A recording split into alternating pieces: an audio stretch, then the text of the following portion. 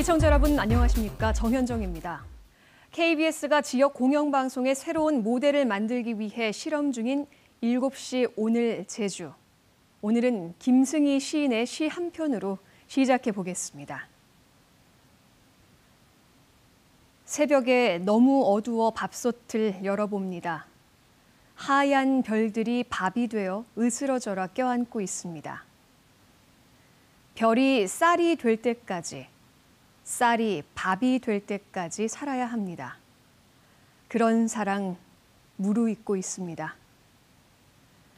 이공항을 놓고 제주 사회의 갈등이 폭발했습니다. 제주도민이라면 자신의 편이나 이익을 위해서 찬성해야 할 권리가 있습니다. 또 이러한 침묵하는 다수를 보며 어떤 정치인은 정치적 선택을 할 수 있습니다. 그러나 한겨울 추위 속에 20일 넘게 단식 중이던 도민의 천막까지 걷어내는 건 누구의 결정이었을까요? 아무리 법이라는 명분이 있다 해도 말입니다. 밥이 되어 으스러져라 껴안고 있는 하얀 별 같은 포용으로 타인의 고통을 나의 고통으로 받아들일 줄 알아야 사회의 상처를 치유할 수 있는 것 아닐까요? 우리는 별이 쌀이 될 때까지, 쌀이 밥이 될 때까지 함께 살아야 하기 때문입니다. 앵커 생각이었습니다. 제2공항 반대 주민 김경배 씨가 제주도청 앞에서 다시 단식 투쟁에 돌입했습니다. 제주도청 앞에서 단식 투쟁하고 있는 주민 김경배 씨의 텐트를 철거하고 연자 시위 참석자들도 강제 퇴거시켰습니다.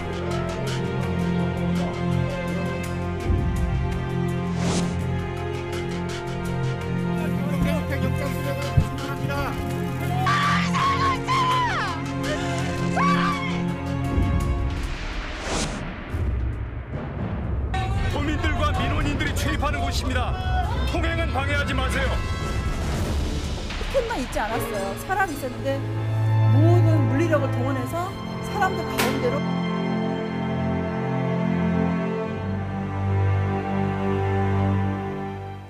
제주도가 제2공항 반대 집회 천막을 철거하고 도청 현관에서 연자 시위를 하던 농성자들을 모두 끌어내며 시작된 혼란의 현장을 영상으로 보셨습니다. 지금은 어떤 모습인지 제주도청 앞에 취재기자 나가 있습니다. 강인희 기자, 지난 7일 행정 대집행이 이루어졌죠. 지금은 어떤 상황인지 궁금합니다.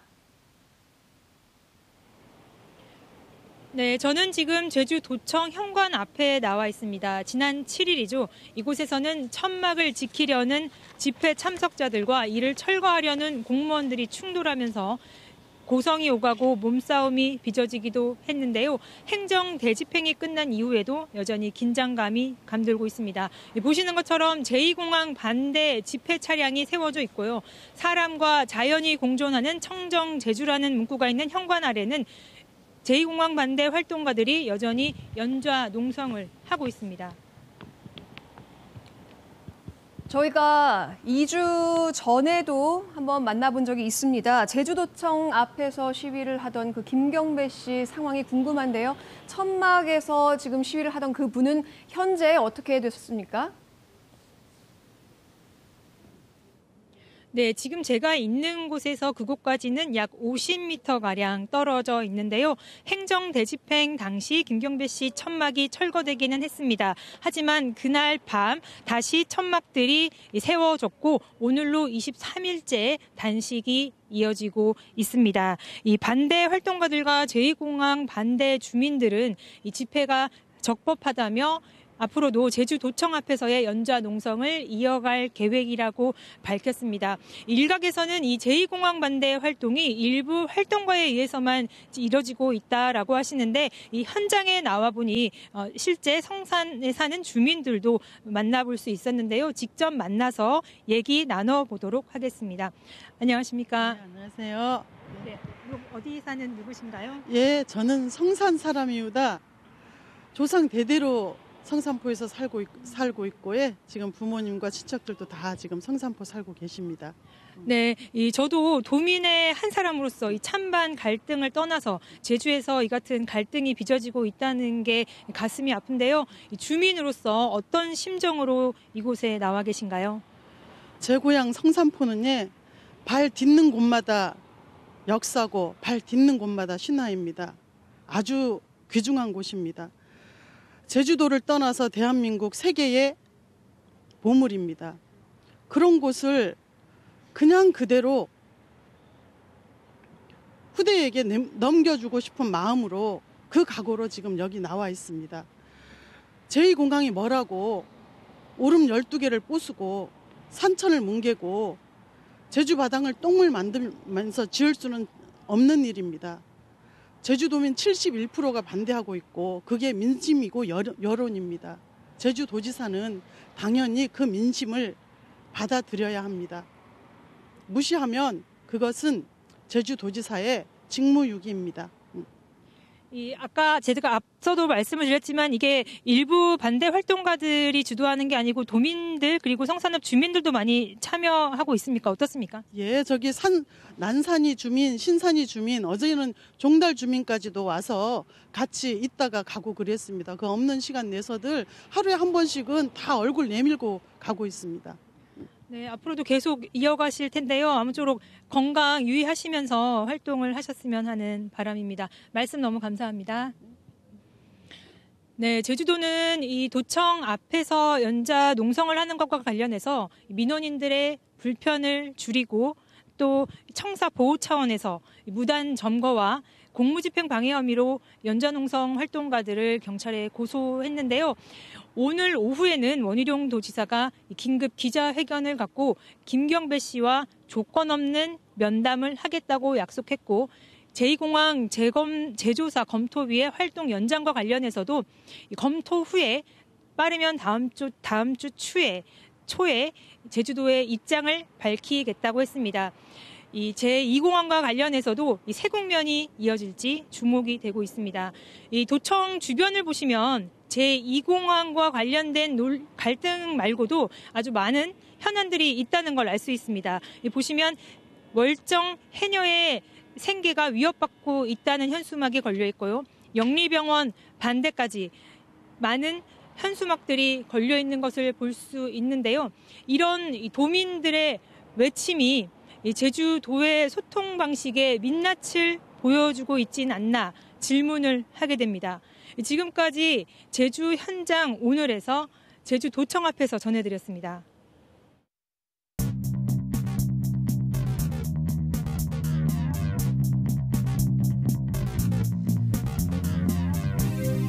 네, 제주도청사 앞이 치열한 갈등의 현장이 되고 있습니다. 이번 갈등의 원인이죠. 제2공항 입지 선정 재조사 검토위원회 운영과 관련해 위원 중 한 분이었던 강순석 박사를 스튜디오에 모셨습니다. 안녕하십니까? 안녕하십니까? 네, 바쁘신 와중에 함께해 주셔서 고맙습니다. 이 검토위원회는 국토교통부에서 7명, 2공항 반대 대책위에서 7명을 각각 추천해 만들어졌는데 강 박사님께서는 어떤 자격으로 참여하셨나요? 예. 저는 개인적으로 지질학을 전공하고 있기 때문에 네. 아시다시피 제주도가 유네스코 세계자연유산이고 동굴 문제도 있지 않습니까? 그런 의미로 전문가로 저를 참여시킨 것 같습니다. 그러니까 반대 대책 이쪽으로 예, 이쪽이 전문가로 참여하셨다고 보면 되는 거죠. 예. 네. 지난해 9월부터 석 달 동안 9차례에 걸쳐서 검토위원회가 열렸습니다. 9차례에 걸친 회의 끝에 충실하게 이루어졌다고 보시나요?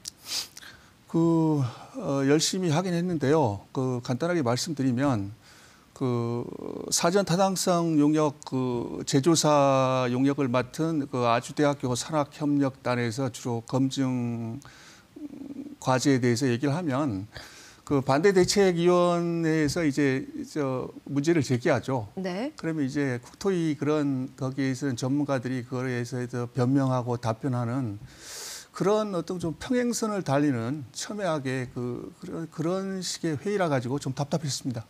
그러면 9번의 회의를 거쳤지만 의견이 모아지지 않고 그냥 원전과 비슷한 상태로 끝이 났다고 봐도 되는 건가요? 예, 그렇습니다. 그래서 3분의 2 찬성으로 권고안을 채택하기로 했는데 네. 결국에는 그 국토위에서 그 소위 전문가라고 하는 추천한 분들은 거의 국토위의 그런 의견을 따르고 네. 또 반대에서 한 사람들은 또 아시다시피 또 이런 문제점을 얘기하니까 결국은 제가 볼 때는 우리 위원 중에 예를 들면은 박찬식 위원이라든가 문상빈 대표 같은 경우에는 환경운동하고 정치하는 분들인데 네.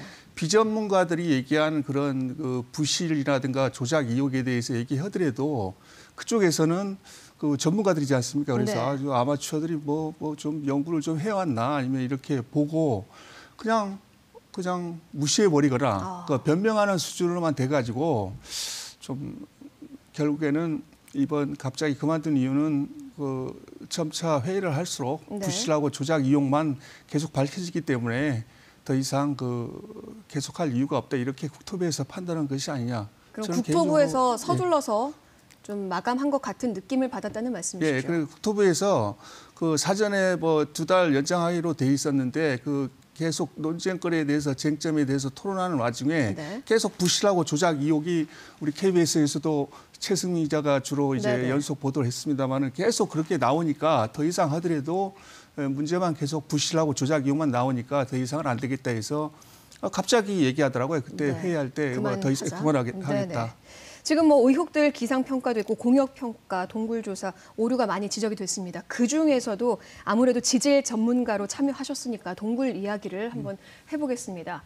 원지사도 이 사업 예정지에서 동굴이 발견되면 입지 변경을 할 수 있다고 얘기를 할 정도로 중요한 주제였는데 국토부는 기존 문헌 조사가 일반적이기 때문에 성산 후보지에서 추가 동굴 가능성은 없다. 이렇게 결론을 냈죠. 여기에 대해서는 어떻게 보시나요? 그 사전 타당성 조사라든가 기존의 예타 보고서에서도 전부 권고한 게 제주도는 동굴이 되게 중요하기 때문에 네. 아까도 말씀드렸다시피 기반 조사가 중요하기 때문에 그런 조사를 해야 된다고 이렇게 권고를 했거든요. 네. 그런데 제가 지금 검토위원으로 참여해서 보니까 사전 타당성 용역에 동굴 조사라든가 지반 조사를 일절 해본 적이 없습니다. 아무것도 없는 걸 가지고 뭘 검토하라는 겁니까? 그거에 대해서 지적을 해보셨나요? 이렇게 했습니다. 했는데 거기에서는 뭐라고 하느냐면은 이제 국토부에서는 그거는 문헌 조사로 가능하다. 네. 그런데 알다시피 제주도는 또 다르기도 하고 또 기본적으로 거기 우리 매뉴얼 자체에서 그냥 문헌 조사라고 하면 되지 않게 돼 있거든요. 네. 또 실제적으로 시험 보링을 해가지고 네. 지하 굴착을 해가지고 지하에 동굴이 있느냐 없느냐 물리 탐사, GPR 탐사라든가 시험 보링을 하도록 돼 있는데 네. 그것도 안 했고요. 그 3천만 원 소위 말해서 지하 굴착 비용을 반납했습니다. 아무것도 안 했더라고요. 아무것도 하지 않았다. 네. 그리고 이제 3개월간에 걸친 회의를 했고 2개월을 연장할 수 있음에도 조기 마감을 했고요. 네. 거기에 대해서 이제 바른 결정이 아니다라고 말씀을 하셨잖아요. 네. 혹시 2개월이 연장이 됐으면 또 다른 결과가 나왔을 수 있을까요? 그러니까 회의에 대해서는 뭐 국토부 입장을 보더라도 충분히 이해는 합니다만은 첨예하게 자기네 주장만 하니까 그런 것도 있지만 결국은 우리가 용역 보고서의 그런 검증이라는 것은 꼭 전문가가 아니더라도 논리적 타당성을 이제 보면 되거든요. 결국은 신도 문제라든가 이게 정석 항공간의 그거를 회피하고 한 문제들은 결국엔 우리가 그 논문이라든가 보고서를 쓸 때 그 집어넣는 팩트를 요소를 조금만 변경하면은 충분히 조작이 가능하기 때문에 네. 그런 것들이 많이 있었고 그게 결국은 밝혀지게 되니까 결국에는 더 이상 진행을 시키지 않은 걸로 그렇게 생각하고 있습니다. 네, 의혹이 많았지만 거기에 대해서 굉장히 박사님께서 좀 답답해하고 분통해하는 그 심경이 이렇게 느껴집니다. 오늘 대담은 여기서 정리하겠습니다. 고맙습니다. 이 국토부나 국토부 추천으로 들어간 이 위원 측에서 반론이 있다면 다음 시간에 같은 방식으로 시간을 드리겠습니다. 연락 기다리겠습니다. 지금까지 제2공항 입지 선정 제조사 검토위원으로 활동했던 강순석 박사였습니다.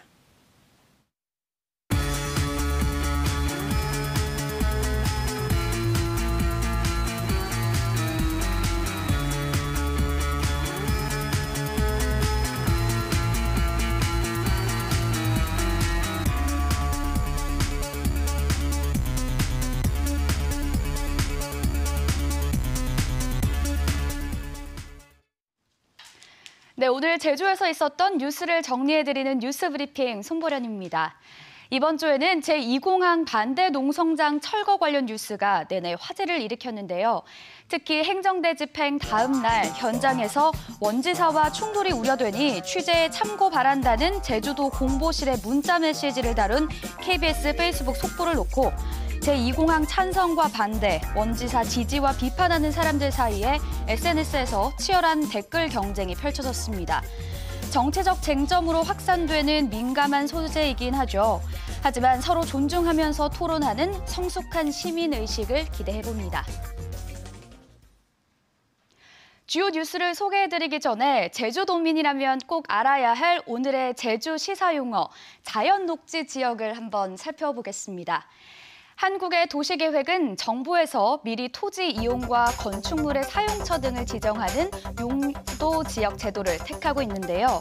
도시지역과 관리지역, 농림지역과 자연환경 보전지역으로 크게 구분합니다. 녹지지역은 도시지역 가운데 하나인데요. 말 그대로 녹지를 보전할 필요가 있다는 지역이란 뜻입니다.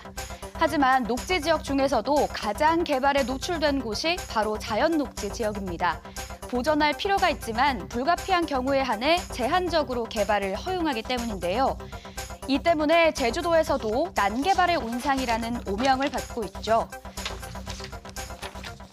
이런 자연녹지 지역에 들어설 수 없는 대형 소매점에 관한 뉴스부터 전해드립니다.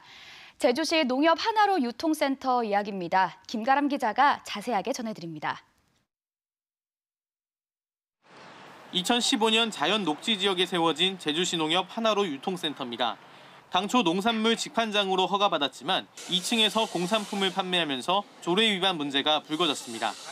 자연 녹지 지역에는 바닥 면적이 1000제곱미터를 넘는 소매점이 들어설 수 없기 때문입니다. 논란 끝에 2층을 쪼개고 무빙워크를 없애 1층과 분리하는 조건으로 2017년 제주시가 허가를 내줬는데 최근 무빙워크가 재가동됐습니다. 제주시 농협이 농림축산식품부의 질의에 직판장 안에서 소매업이 가능하다는 해석을 받아낸 겁니다. 난개발 방지를 위한 도시계획 조례에도 불구하고 농협은 자연녹지 지역에서 대형마트 영업이 가능하다는 선례를 만들게 된 겁니다. 무빙워크도 폐쇄시키고 분리하라 해가지고 분리했던 상황입니다. 그런데 이제 농식품부의 질의한 결과 팔 수 있다 그런 핵심 내용이 있어가지고 우리가 허가를 내주게 됐습니다. 비정상적인 진입로도 여전히 답보 상태입니다. 위치가 대도로변이고 교통체증과 사고가 우려되기 때문에 입구 교차로 조성이 허가 조건이었지만 주변 부지 매입이 어렵다며 인도를 점용해 임시 출입로를 만든 뒤 오는 6월까지 매입하겠다고 해놓고 1년 가까이 진척이 없는 겁니다.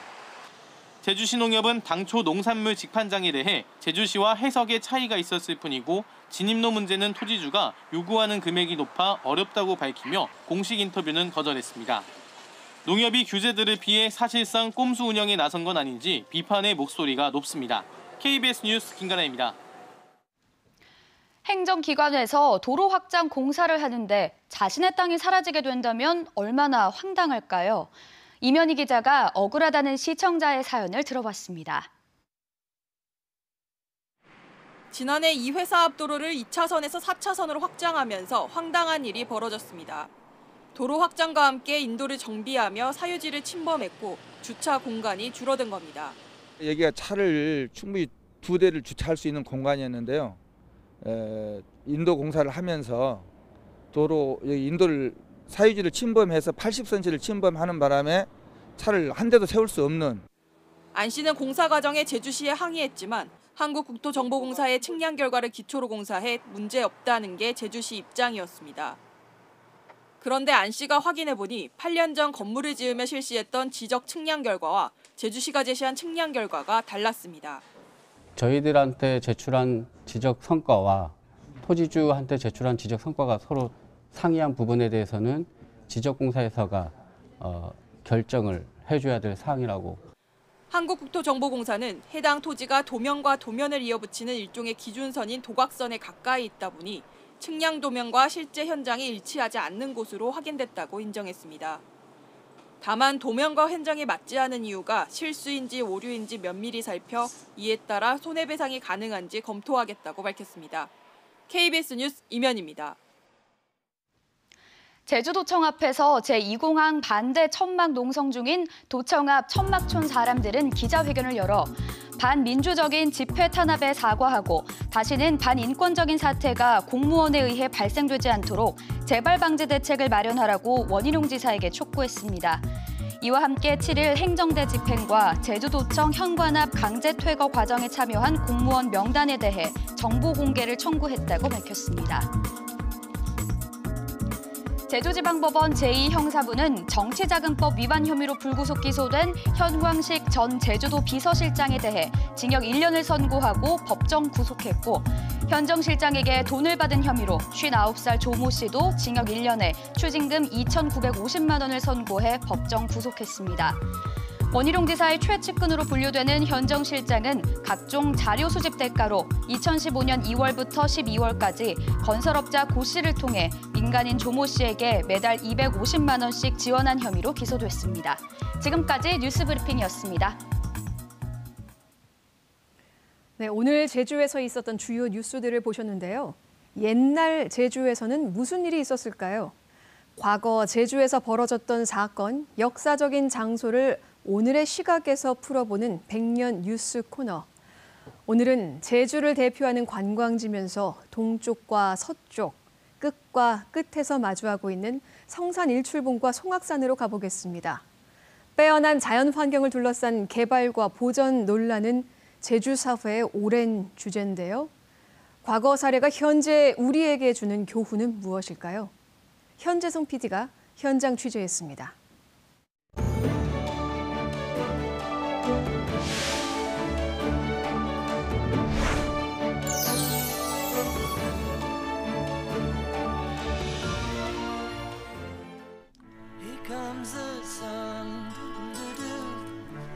떠오르는 태양을 가장 먼저 맞이하는 곳,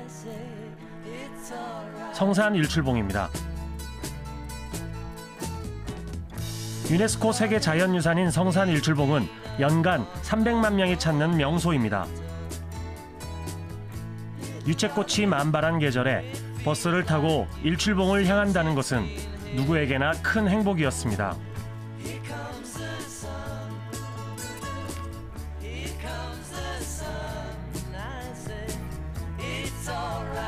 특히 신혼여행을 온 새내기 부부들에겐 더욱 그랬겠죠.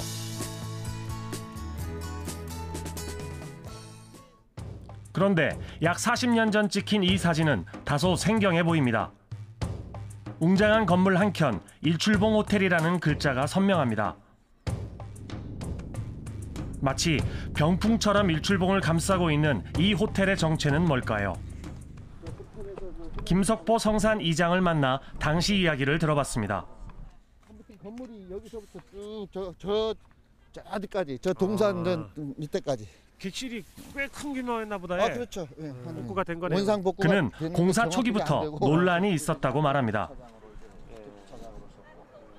그 장소가 딱 그 해녀들 그 바다에 그 다니는 길목도 막아버리는 셈이 되고 뭐 이렇게 그 작업하는 거를 다 그 객실에서 다 볼 수 있게끔 그 설계가 돼서 해녀들은 사실상 이 호텔 들어서는 거를 지을 때는 좀 반대를 했습니다. 그래서 그 막 법정 소송도 있었고, 그래서 이제 제주도의 1심에서는 이겼지만 대기업을 상대로 해서 2심, 3심에서는 그 패소할 수밖에 없어서 그 건립이 됐었던 그런 곳입니다.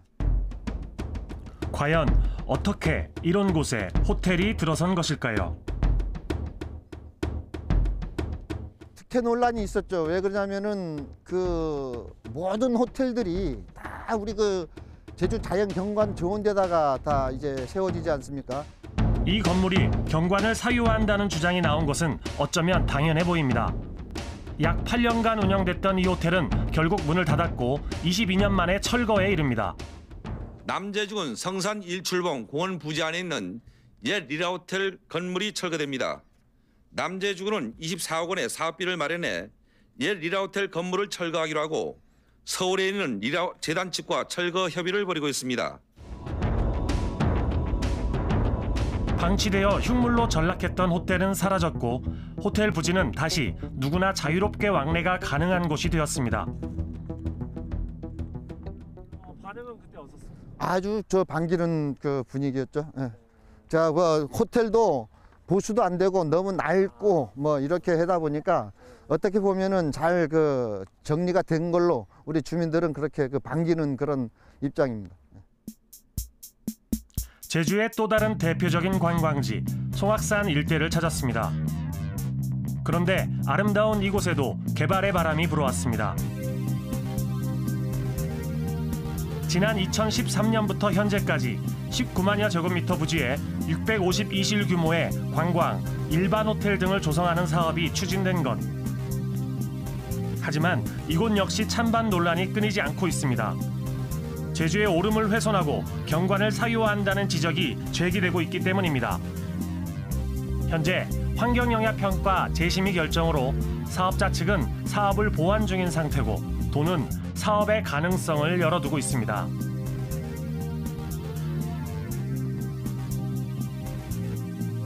지금 40년 전 이 사진은 우리에게 무슨 말을 건네고 있을까요?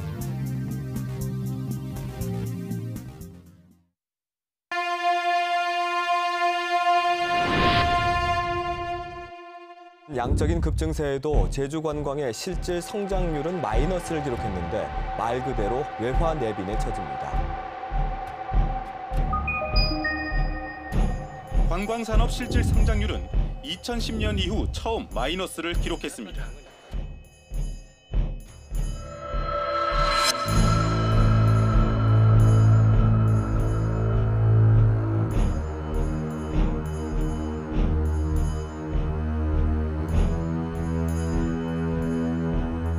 이구동성으로 좀 개점 수업하는 상태다. 앞으로 조금 더 침체가 좀 이어지지 않을까. 가격은 떨어지죠. 인건비는 오르죠. 그러니까 이제 이익을 내기 위해서는 할 수 없이 인건비를 비용을 줄여가는 쪽밖에.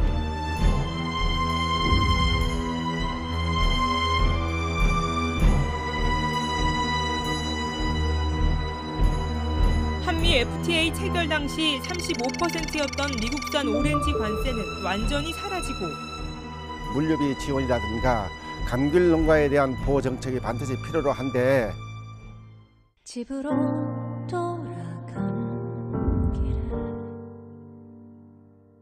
길에 작년보다는 더 좀 경기가 좋아져서 장사도 잘 됐으면 하고 다른 분들도 다 같이 잘 됐으면 좋겠어요.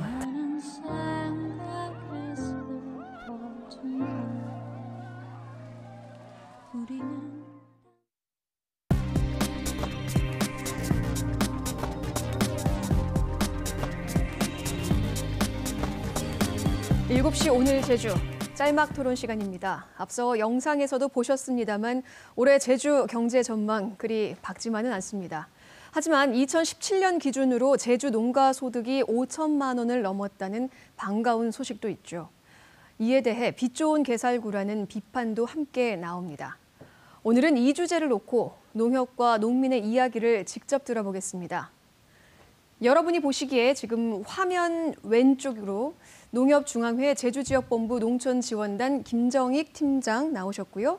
또 반대편에는 한국농업경영인 제주도연합회 문근식 감사 나오셨습니다. 안녕하십니까? 안녕하십니까? 네, 안녕하십니까?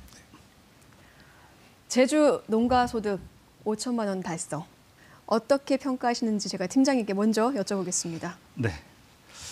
통계청이 발표한 2017년도 제주도 농가소득이 5,292만 원으로 전국 최초로 5천만 원을 넘어섰습니다. 저희 제주농협은 이 농가소득 5천만 원 최초 달성에 대해서 두 가지 의미를 부여하고 있습니다. 첫 번째는요, 제주농업농촌의 경쟁력을 다시 한번 확인하는 계기가 되었다는 것과 우리 농협 내부적으로는 2016년도 우리 김병원 회장님이 취임하면서 취임 일성으로 2020년까지 농가소득 5천만 원을 달성하겠다는 약속을 하셨습니다. 네. 이 약속을 지키기 위해 저희 농협 임직원들이 모든 역량을 쏟고 있는데요. 제주도가 조기에 달성함으로써 요거에 대한 이 달성에 대한 가능성에 대해서 전국 300만 농업인과 우리 농협 임직원들에게 자신감을 불러일으키는 계기가 됐다고 생각하고 있습니다. 네. 농협에서는 5천만 원 조기 달성에 대해서 이제 자축을 일단 하셨습니다만 이거에 대해서 하실 말씀이 많으실 것 같습니다.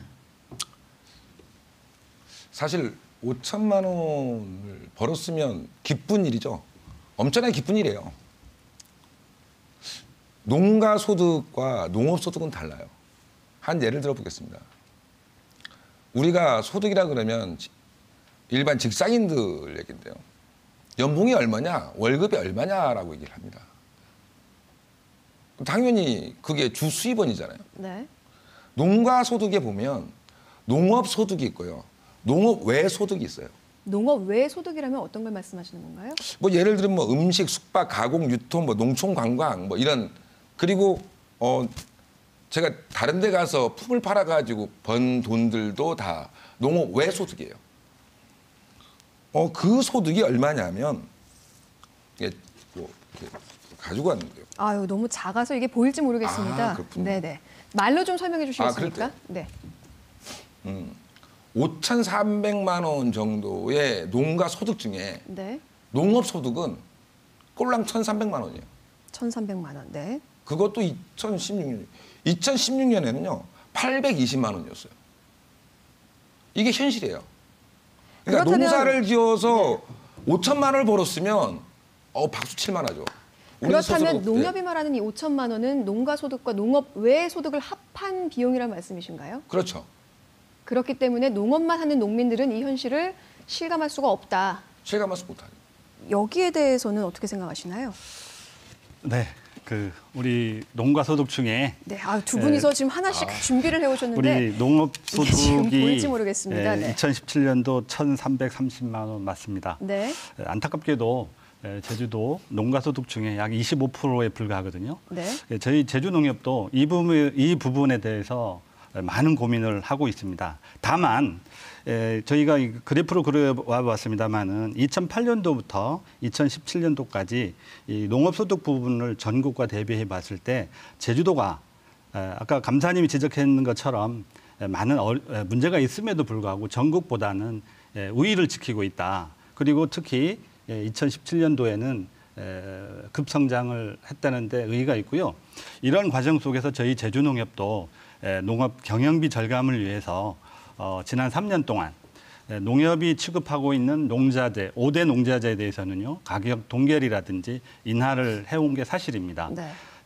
하지만 이 정도로는 좀 부족하다는 생각이 들고요. 앞으로 우리 제주농협에서는 그 인건비 절감, 경영비의 상당 부분이 인건비 부분인데 인건비 절감을 위해서 육지부 인력을 제주도로 도입해서 하는 인력 지원 사업이라든지 농업 기계화율을 높이는 플랫폼 사업을 통해서 이 농업 소득을 높이려고 지금 하고 있습니다.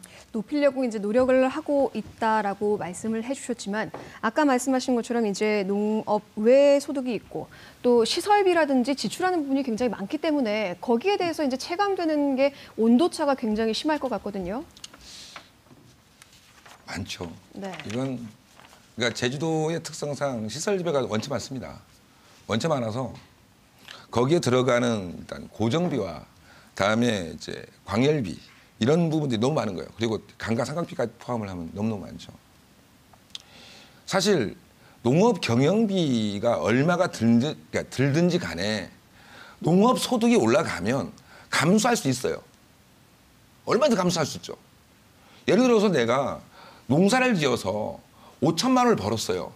그러면 경영비로 2, 3천만 원 내겠다는 거예요. 그럼 괜찮다는 거예요. 네.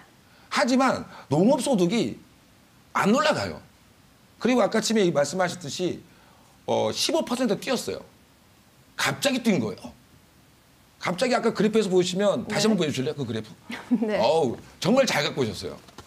쭉 가다가요. 쭉 하락을 하다가 하락을 쭉 해요. 하다가 갑자기 뛰어요. 그렇죠. 네. 여기에 이제 문제가 있다고. 그렇죠. 이거는 뭐냐면 통계청에서 이건 어제 통계청의 지표긴 해요. 그걸 가지고 뭐라고 하는 것이 아니라 그러면 그렇게 뛰었다는 거는 뭐냐면 이렇게 뭔가 비정상적이었다는 얘기예요. 그 시기에만. 네. 그럼 그 비정상적이었다는 거를 어떤 데에서 찾고 계신가요? 사실 그 당시에 뭐 감귤값이 좀 좋았거나 네. 월동 차수가 좀 좋았거나 그랬던 부분도 좀 있긴 해요. 하지만 금년에 어떻습니까? 금년도 과연 그럴 것인가라는 의문이 가는 거예요. 그럼 내년에 폭 떨어지면 또 그럼 어떡할 거냐는 거예요. 1년에 한 번 오른 걸 가지고 한 번 농가 소득이 5천만 원이 넘었다고 자축하는 것이 아니라 이렇게 넘어갔을 때 오늘 그럼 우리는 어떻게 해야 되느냐? 좀 더 반성하고 자중하게 검토하고 그러면서 농업인들에게 희망과 꿈을 제시를 해야죠. 비전도 제시해주고. 그런데 그냥 축제만 해요. 그걸로 끝이에요. 그러니까 5천만 원 이상 자축할 수 있다. 하지만 지속 가능한 대안을 제시해줘야 되는 게 아닌가라는 말씀이신 것 같은데요. 네, 그래서 지난 연말에 저희들이 가졌던 행사 내용도 자축하자는 행사가 아니었고요. 농가소득 5천만 원을 넘어 지속가능 제주농업 다짐대회라고 해가지고 네. 앞으로 이 제주 농업의 경쟁력을 어떻게 계속 견인해 나갈까를 고민하는 자리였습니다. 그 과정 속에서 우리 중앙회장님이 오시면서 제주 농업인들한테 농기계 플랫폼 사업으로 100억을 지원하시기로 약속을 하셨거든요. 그런 내용들도 있음에도 우리 농업인들한테 다소 오해의 소지가 있었다는 부분에 대해서는 이 자리를 빌어 죄송하다는 말씀을 드리고요. 네. 그 자리가 자축의 자리는 아니었다. 그러면 그 대안으로 좀 말씀드리겠습니다. 결론이 난 것들이 어떤 게 있는지 짧게 좀 부탁드립니다. 예, 지금 대안으로 지금 저희들이 생각하는 부분들이 화두는 그렇습니다. 농업 경영비를 어떻게 줄일 거냐. 그래서 제주 지역인 경우 지금 물류비가 상당히 문제가 되고 있는데요. 네. 제주 해상 운송비를 국가가 보조하는 문제 우리 농업인 단체에서 지금 주장하고 있습니다만은 저희 농협에서도 보조를 맞춰서 네. 그거를 반드시 실현될 수 있도록 해야 되겠고 아까 말씀드린 것처럼 인력 지원 문제라든지 네. 기계화율 그리고 그런 부분들을 앞으로 지속적으로 우리 해나가겠다는 말씀을 드리겠습니다. 네, 저희가 참 준비한 질문도 많았고 하실 말씀이 많을 것 같지만 여기에 대해서 이제 좀 짧게 답변 좀 부탁드리겠습니다. 어떻게 보면 좀 요구 사항일 수도 있겠는데 이런 것들을 좀 해주셨으면 좋겠다. 핵심 포인트가 있다면 뭐가 있을까요?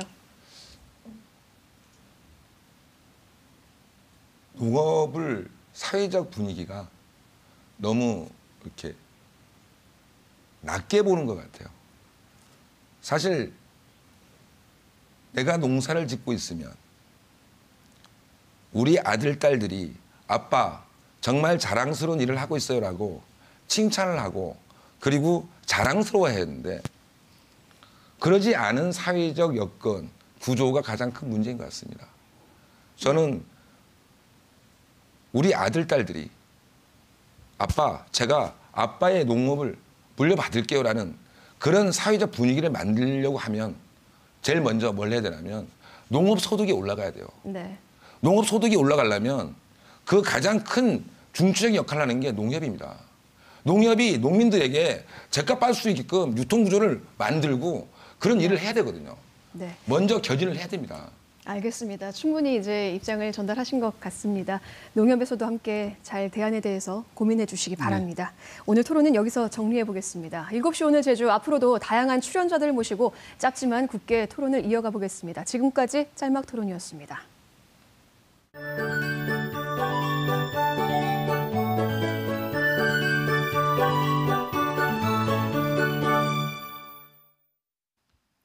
오늘 퇴근길 제주 하늘에 먹구름이 끼어 있습니다. 내일 새벽부터 아침 사이 한라산 정상 부근에 기온이 0도 이하로 떨어지면서 눈이 내리겠는데요.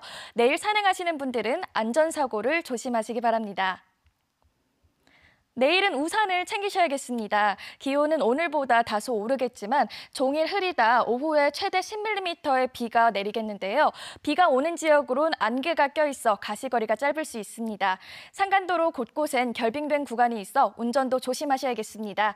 다음은 내일의 날씨입니다. 내일 아침 최저기온 5도에서 7도로 오늘 아침보다 2, 3도가량 높겠습니다. 낮 최고 기온도 9도에서 11도로 오늘보다 약간 높겠습니다. 내일 제주도 앞바다엔 물결이 최고 1.5m 정도로 일겠고요. 모레 토요일엔 제주도 남쪽 먼바다에 천둥번개를 동반해 돌풍과 함께 높은 물결이 일겠습니다. 항해나 조업하는 분들은 유의하시기 바랍니다. 이 시각 제주공항 흐리지만 항공편은 정상 운항하고 있습니다. 주간 날씨입니다. 토요일까지 기압골의 영향으로 비가 오겠고 다음 주까지 기온은 평년보다 약간 높겠습니다. 날씨였습니다. 7시 오늘 제주, 시청자 여러분과 함께 만들겠습니다. 제보는 물론 공유하고 싶은 영상이나 사진, 팩트 체크하고 싶은 주제, 지역 현안에 대한 궁금증, 그 무엇이든 주저하지 마시고 자막으로 나가고 있는 방법 중에 하나를 선택하셔서 저희들에게 요청해 주십시오. KBS의 주인은 시청자 여러분입니다. 다음 주 목요일 저녁 7시에 다시 뵙겠습니다.